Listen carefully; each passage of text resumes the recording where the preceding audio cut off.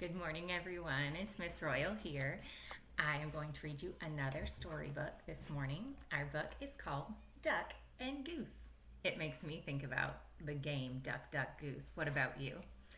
Here's the title at the top. We have Duck and Goose, and we see them sitting right here. What do you think they're sitting on? What does that look like to you? I want to know your ideas. What do you think they're sitting on?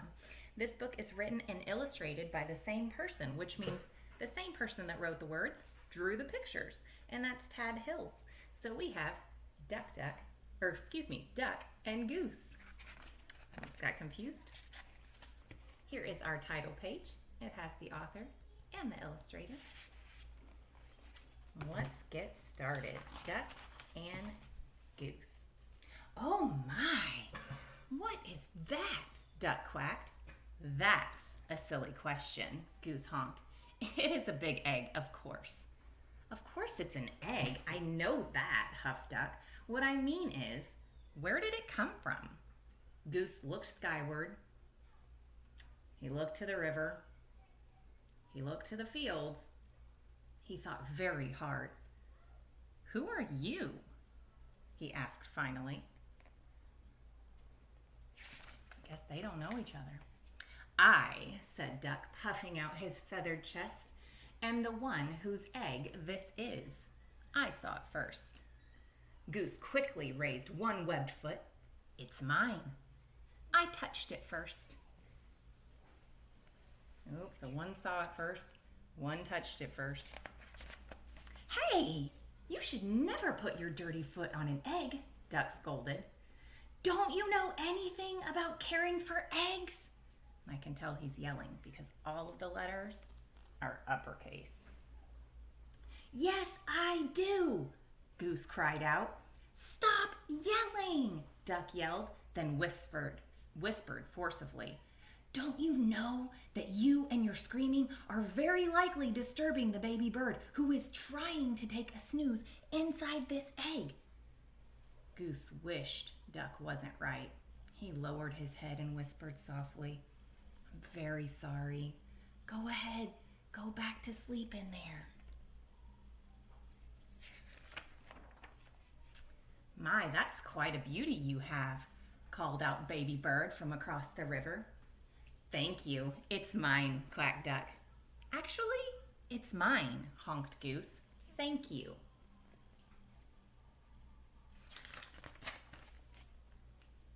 So, asked Duck, what do we do now? We should do something, suggested Goose. Yes, you are right. Good thinking, agreed Duck. Like what? Duck and Goose each thought. So here in Duck's bubble, I'll read to you the signs. In Duck's bubble it says, this egg is private property. Duck's egg, no geese allowed. No honking, $5 fine. And then Goose over here, his thoughts are, if you are a duck, keep walking. No ducks beyond this point. Quiet, please. And absolutely no quacking in this area. So it seems like they have very different ideas. Well, we must keep the egg warm until the fuzzy little occupant is ready to come out, said Goose.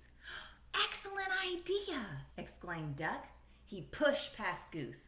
Step aside, I shall do just that. But Goose was quick, too. Now they're both running. After a flurry of fussing, grunting, and groaning, slipping and sliding, honking, and quacking,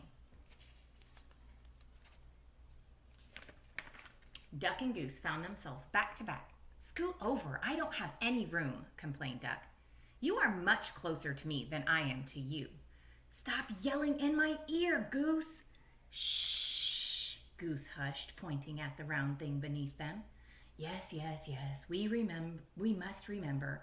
Quiet, quiet, quiet. We mustn't disturb the little one.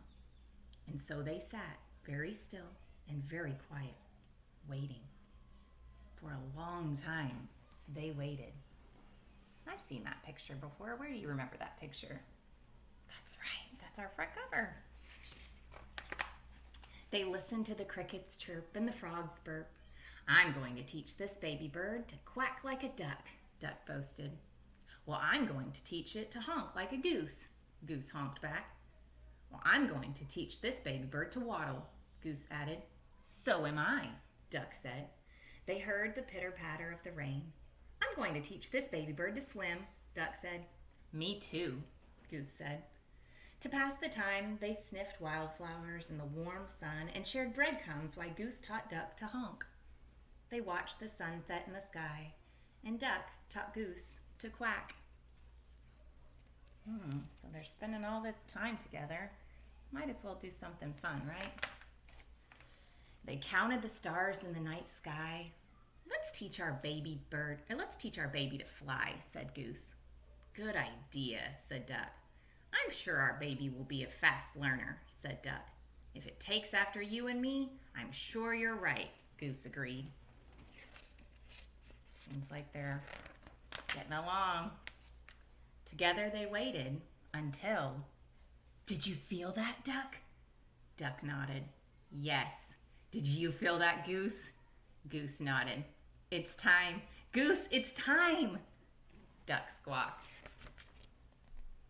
What do you think's gonna happen? Quickly, Duck slid down and started running in circles around their egg. What should we do now? He hollered. I think we should remain calm, Goose yelled back. Excuse me, a little voice called out.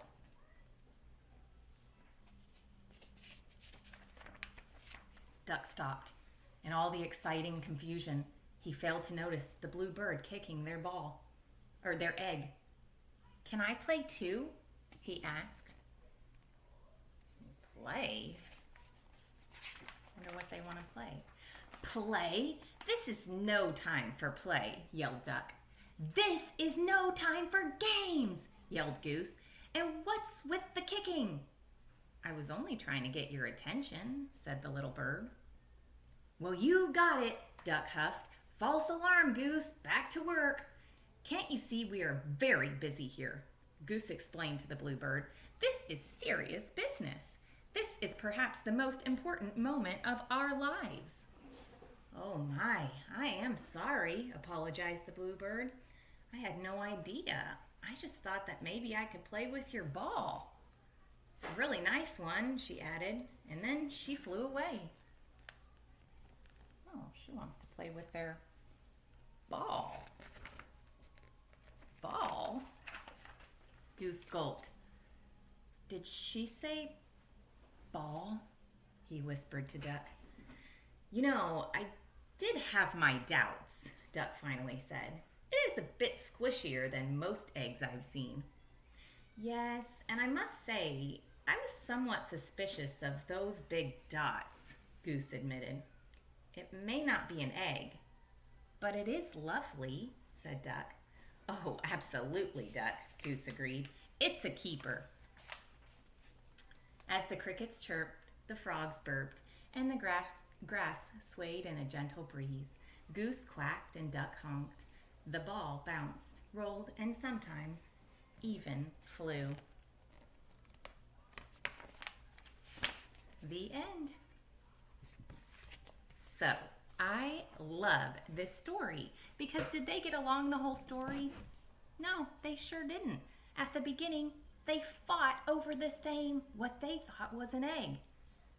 Then they had to make up an idea, right? And they came up with a great one. We got to keep this warm, right? Because that's what we do to keep eggs warm. We sit on top of them. So they sat and they fought, but then what happened? They stayed together so long, they started to get along, didn't they? Yeah, they started to teach each other things. And then by the end of the book, looks like they were friends. Huh. Tell me something you loved about this book, or if this book made you think of a time where maybe you fought with someone, maybe a sibling, maybe a friend, and then by the end, you guys just ended up playing together because it's more fun to play than to argue, right? Let me know your feelings, okay? I hope everyone has a great day and love the book. Bye-bye, y'all.